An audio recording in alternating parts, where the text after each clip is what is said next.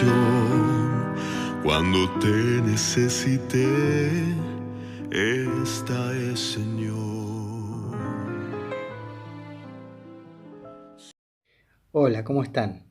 Buen día, que Dios los bendiga y los acompañe donde quiera que estén, y bienvenidos a continuar estudiando la palabra de Dios, este tema tan interesante que es el rapto secreto, donde estamos llevando adelante una investigación bíblica, metiendo la pala profundamente, como el Señor nos aconsejó en la parábola de los dos cimientos, ¿no? Dice que el hombre prudente, dice, ahondó la tierra, dice en Lucas, para colocar el cimiento del edificio, ¿no? Sobre la roca que es Cristo. Es decir, nosotros basamos el estudio del estudio de la palabra de Dios y las profecías pura y exclusivamente en la Biblia, ¿sí? No estamos, como dice el apóstol Pedro, que ninguna profecía fue traída por voluntad humana, ¿sí? Y que no es de interpretación privada, ¿sí? Es decir, nosotros no podemos darle a las profecías una interpretación propia, sino que tenemos que buscar en la palabra de Dios a través de los símbolos, a través de cada figura, es decir, encontrar el verdadero significado. Por eso la importancia, como lo vimos al principio, este texto tan usado por los evangélicos y también por el mundo católico, donde habla de que estarán dos en el campo, uno será tomado, el otro será dejado, estarán dos mujeres moliendo en un molino, una será tomada, la otra será dejada. Quizás no investigar profundamente esto hace que nosotros tengamos una interpretación totalmente distorsionada de la que realmente deberíamos buscar. Por eso es que estamos investigando el caso de las dos mujeres. Y ya vamos a llegar, lo que pasa es que vamos despacio con estos videos cortitos para que tengas tiempo de poder anotar, de poder consultar, como lo dije en otro video, que puedas hacer algún comentario o que puedas hacer alguna pregunta, pero que tengas el tiempo, digamos, suficiente como para poder meditar lo que estamos estudiando. Y estamos investigando porque llegamos al punto, ¿no?, de hablar acerca de las dos mujeres. ¿Y cómo es que llegamos a la conclusión de quién es Babilonia, de quién es la mujer vestida del sol en el Apocalipsis, capítulo 12 y capítulo 17? Y entonces estamos continuando el orden, ¿no es cierto?, de estas profecías preciosas, y llegamos hasta el libro de Daniel, y vamos a entrar en terreno de definiciones, donde, si es posible, sería bueno que anotes, porque todas estas características que vamos diciendo van a ir conformando el cuadro completo. Bien, quedamos entonces, estamos estudiando que el paralelismo entre Daniel 2 y Daniel 7, la figura, como les dije acá en la izquierda, voy a volver a colocar la figura de la estatua de Nabucodonosor, las cuatro bestias del libro de Daniel, y también voy a ir mencionándoles y colocándole algunos versículos que son importantes que lo leamos. Pero bueno, vamos a continuar entonces en ese paralelismo, pero con respecto a la estatua de Nabucodonosor, y como hablamos que quedamos en que en la última parte hablamos acerca de las 10 naciones, o digamos en las 10 tribus en que se dividió el Imperio Romano, con las tribus bárbaras, y que hubo una guerra en la cual 3 de estas tribus desaparecieron y surgió un nuevo poder o un nuevo reino diferente a los demás. Un reino muy especial que surge en Europa, esa es una característica, en un lugar poblado, que también viene, porque venimos hablando de Babilonia, de Medo-Persia, de Grecia, de Roma, en un sentido de oriente hacia occidente. ¿sí? Y el surgimiento de este cuerno pequeño que surge después de los 10 derribando a 3 y que no solamente es un poder político, sino también se convierte en un poder religioso, ¿sí? Porque comienza a hablar palabras contra el Altísimo y a grandes cosas, y también dice que hace guerra contra los santos y los vence. Son características importantes a tener en cuenta. Bueno, en el capítulo 2 de Daniel, cuando Daniel le explica a Nabucodonosor lo de la estatua, llegamos a la parte de los pies y los 10 dedos. Y dijimos que Roma, el hierro, iba a continuar hasta el final, ¿sí?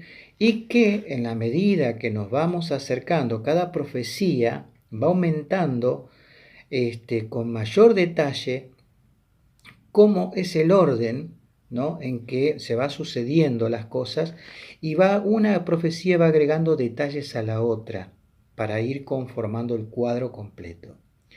Entonces, en el libro de Daniel, en el capítulo 2, agrega ciertos detalles en cuanto a la continuación, ¿sí?, la continuación del Imperio Romano, y habla de la unión de dos metales, que en realidad uno es un metal, el hierro, o sea, la continuidad de Roma en los pies de la estatua y los dedos, y agrega un elemento que es el barro cocido. Pero lo interesante es que en el capítulo 2, el versículo 41, que lo voy a poner en la pantalla para que ustedes lo vean, dice: y lo que viste de los pies y los dedos, dice, en parte hierro cocido de alfarero. Este es el detalle, barro cocido de alfarero. Y en parte de hierro será un reino dividido, mas habrá en él algo de la fuerza del hierro, así como viste hierro mezclado con barro cocido. Es decir, se unirán, será un imperio o un gobierno unido entre el poder político y el barro cocido. ¿De qué se trata? ¿Qué es el barro cocido de alfarero? Bueno, cuando el ser humano, el hombre, fue creado por Dios, ¿cómo lo formó Dios al hombre? Es interesante que en Isaías, capítulo 64, verso 8, dice lo siguiente. Isaías 64, 8. Ahora pues, Jehová, tú eres nuestro Padre, nosotros barro, y tú el que nos formaste. Así que obra de tus manos somos todos nosotros. Es lindo porque hay otra versión, que también lo van a ver ustedes en pantalla, de la Biblia, creo que latinoamericana, algo así, es la versión, donde dice, nosotros somos barro y tú eres el alfarero, ¿sí?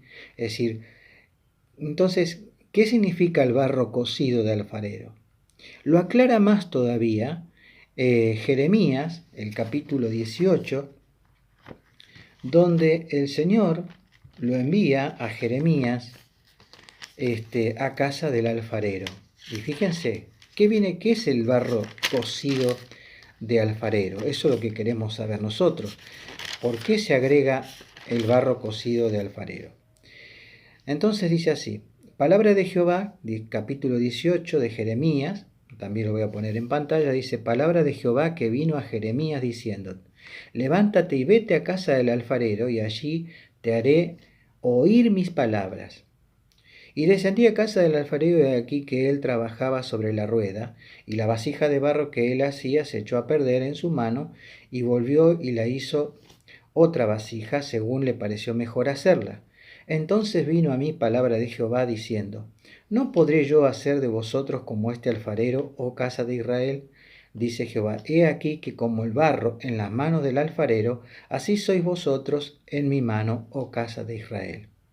Es decir, ¿qué es el barro cocido de alfarero?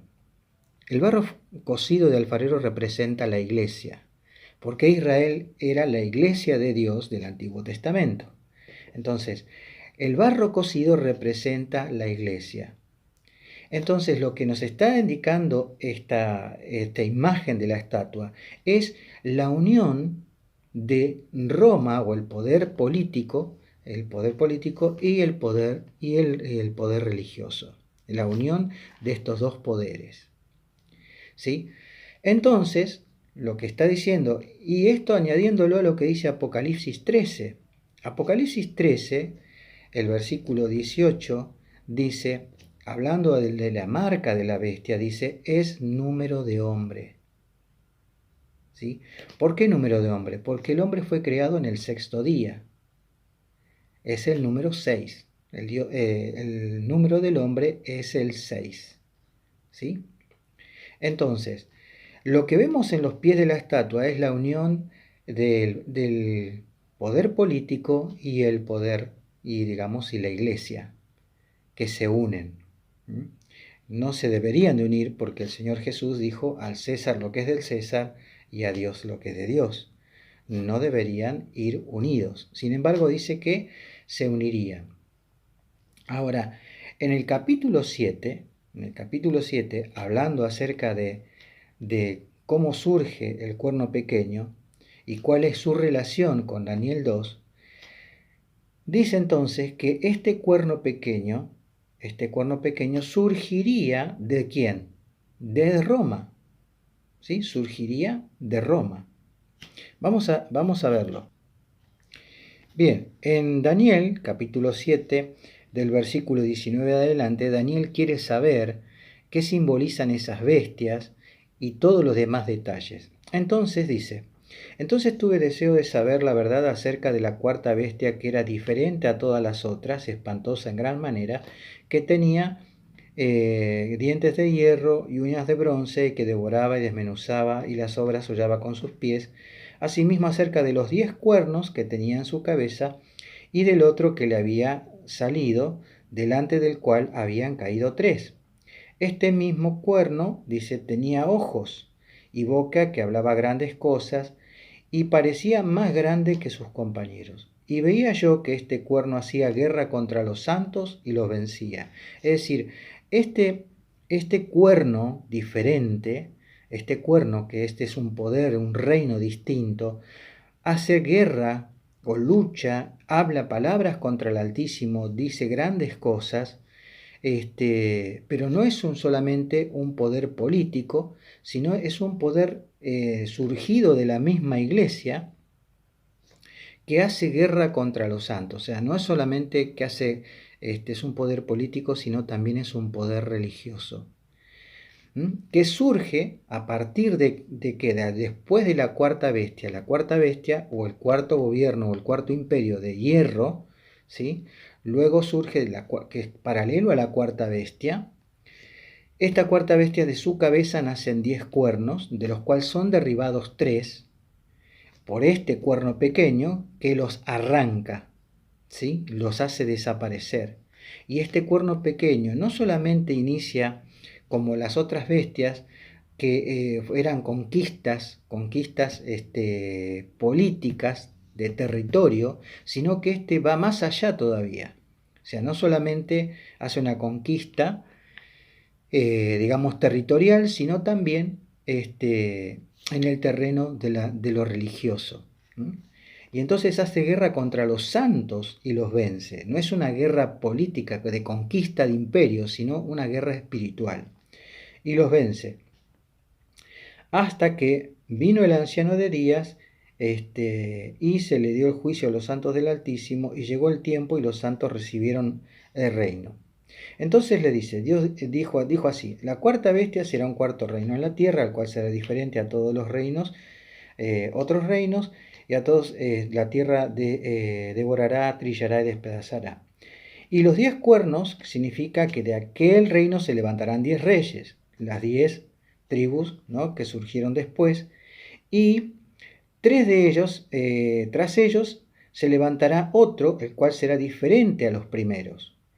Y a 3 reyes derribará y hablará palabras contra los del Altísimo, y a los santos del Altísimo quebrantará. O sea, es un reino religioso, ¿no? Dice que quebranta a los santos del Altísimo y que habla palabras contra el Altísimo, y dice, y pensará cambiar los tiempos y la ley de Dios. y serán entregados ¿por cuánto tiempo en sus manos? Hasta tiempo, tiempo y medio tiempo. ¿Sí? Esto lo que quiere decir que este poder religioso tendría éxito en su campaña de hablar grandes cosas contra Dios, y también dice hacer guerra contra los santos y vencerlos. Y tendría, a partir de que derribó a esos tres cuernos, comenzaría un periodo de tiempo, tiempo y la mitad de tiempo. La palabra tiempo significa un año. Tiempos, 2 años, medio tiempo, medio año. Es decir, y en el lenguaje bíblico y profético, un día equivale a un año. Tiempo, tiempo y la mitad de tiempo son 1260 días. Serían un periodo de 1260 años. ¿Sí?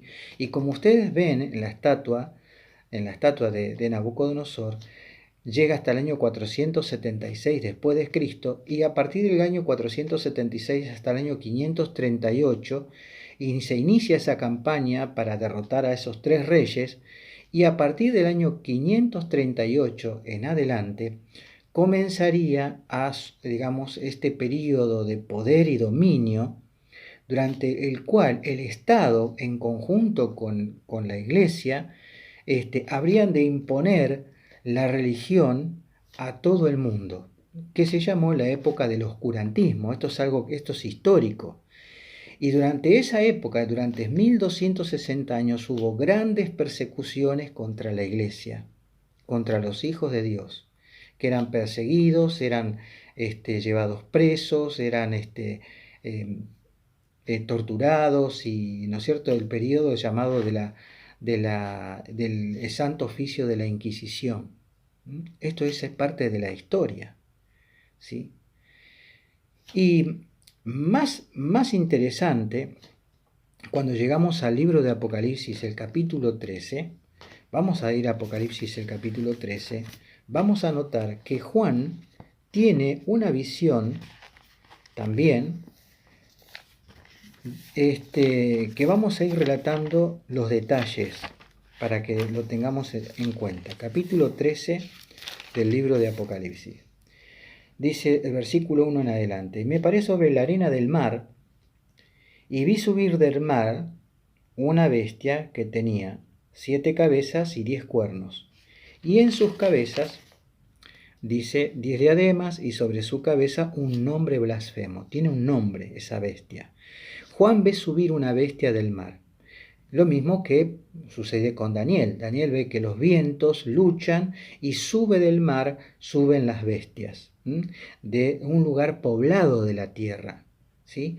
Y en la sucesión de los reinos, Babilonia, Medo-Persia, Grecia, Roma, y esta bestia surge también. Juan está viendo esta visión de esa bestia. Y la bestia que vi era semejante a un leopardo, y tenía los pies como de oso y la boca como boca de león, y el dragón le dio su poder y su trono y su grande autoridad. Esta cuarta bestia trae en sí rasgos, ¿no?, que ya lo vimos en la profecía de Daniel 7. Daniel ve los animales en qué orden. Daniel está viviendo en la época del león, en la época de Babilonia. Entonces, ¿qué es lo que ve Daniel? Daniel ve el león, el oso, el leopardo y la cuarta bestia. Juan está viviendo, ¿en qué tiempo vivía Juan? Juan vivió prácticamente hasta el año 100 después de Cristo, en la época del gobierno de Roma. Entonces Juan está parado viendo al revés la historia. Entonces ve lo mismo, pero a la inversa. Ve leopardo, oso, león, ¿no? Y él está parado en la época de la bestia. Y entonces dice que esta cuarta bestia, que recibe su autoridad del dragón, Satanás, el poder político, recibe su autoridad, por eso se transforma en una bestia. Vi una de sus cabezas como herida de muerte, es decir, en algún momento de la historia, y esto es lo que va agregando detalles, en algún momento de la historia esa bestia recibe una herida mortal que fue sanada, y toda la tierra se maravilló en pos de la bestia. Y adoraron al dragón y adoraron a la que había dado autoridad a la bestia, y adoraron a la bestia diciendo: ¿quién como la bestia y quién podrá contra ella? Dice: y también se le dio boca que hablaba grandes cosas y blasfemias, y se le dio autoridad para actuar 42 meses. Estos 42 meses, si hacemos la cuenta, son 1260 días. Que días proféticos son 1260 años. Está hablando acerca de la misma bestia. Está hablando de la cuarta bestia. Está hablando del cuerno pequeño, que también recibió autoridad para hacer guerra contra los santos y vencerlos durante 42 meses, tiempo, mitad de tiempo, o 1260 años. ¿Sí?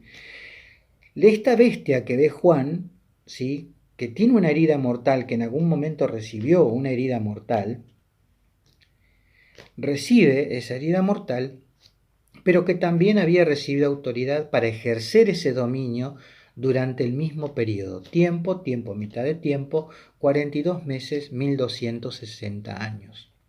¿Sí? ¿Y qué hacía mientras tanto? Dice que hablaba grandes cosas y que hablaba blasfemias, dice. ¿Qué es blasfemia en la palabra de Dios? ¿De qué se trata la blasfemia? San Marcos capítulo 2, versículo 5 en adelante, Jesús hace lo siguiente. Al ver Jesús la fe de ellos, dijo al paralítico: hijo, tus pecados te son perdonados. Estaban allí sentados algunos de los escribas, los cuales cavilaban en sus corazones, o sea, lo que ellos pensaban, decían: ¿por qué habla este así? Blasfemias dice. ¿Quién puede perdonar pecados sino solo Dios? Es decir, ¿qué era blasfemia? Blasfemia era que alguien, una persona o un hombre, se atribuyera la prerrogativa divina de poder perdonar pecados. ¿Qué otra cosa más es blasfemia en la Sagrada Escritura? Vamos a San Juan, el capítulo 10. San Juan, capítulo 10, verso, ya le digo, capítulo 10, verso 30. Dice: yo y el Padre uno somos. Entonces los judíos volvieron a tomar piedras para apedrearle. Jesús les respondió: muchas buenas obras os he mostrado de mi Padre, ¿por cuál de ellas me apedráis? Le respondieron los judíos, diciendo: por buena obra no te apedreamos, sino por la blasfemia, porque tú, siendo hombre, te haces Dios. Es decir, ¿cuáles son las blasfemias que habla el cuerno? ¿Cuáles son las blasfemias que habla la bestia? Las blasfemias que dice es que se atribuye, se coloca en el lugar de Dios, diciendo que Él es Dios, se hace Dios, y no solamente se hace Dios, sino que también se atribuye la prerrogativa divina de perdonar pecados. Bueno, hasta acá toda esta información. Espero que los haya servido. Vamos a continuar en el próximo video. Que Dios te bendiga. Y espero de que te haya servido para comprender un poco más el paralelismo y la correspondencia entre Daniel el capítulo 2, Daniel capítulo 7 y Apocalipsis 13, que donde vamos conformando el cuadro acerca de quién es Babilonia la ramera, y que se relaciona, ¿no es cierto?, los pies de la estatua con el cuerno pequeño y la bestia de Apocalipsis 13 y Apocalipsis 17. Que Dios te bendiga.